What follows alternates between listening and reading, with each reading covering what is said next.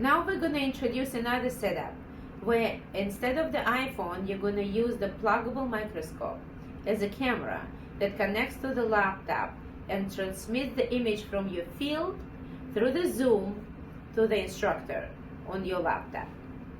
And Giselle here is going to tell you how to set it up. Here I'll be using a pluggable microscope. We got this one off of Amazon. You can go on their website to find where you can purchase it in your country. This microscope connects directly to the computer and it'll transmit images via Zoom to the instructor. I'll be using my loops to magnify my sutures. So this is how we are going to set up the pluggable microscope. We're going to want to position our microscope in a way where we will be able to see what we will be working with.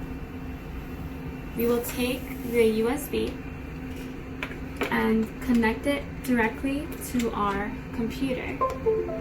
There will be a software that you'll be able to download in order for the instructor to make annotations. When you launch Zoom, make sure your camera is on and then go to Share Screen. You will see two tabs. Click on the Advanced tab, select Contents from Second Camera, and click Share.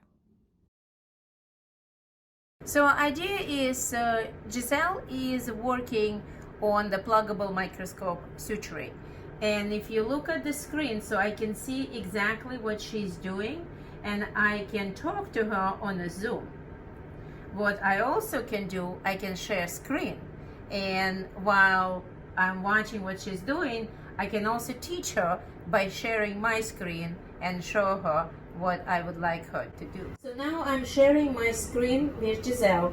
After watching and critiquing what she does, I would like to teach her live with a procedure sharing my screen. And I think this is the great idea. She watch it and then we switch it back, and then I can see her practicing what I just taught her.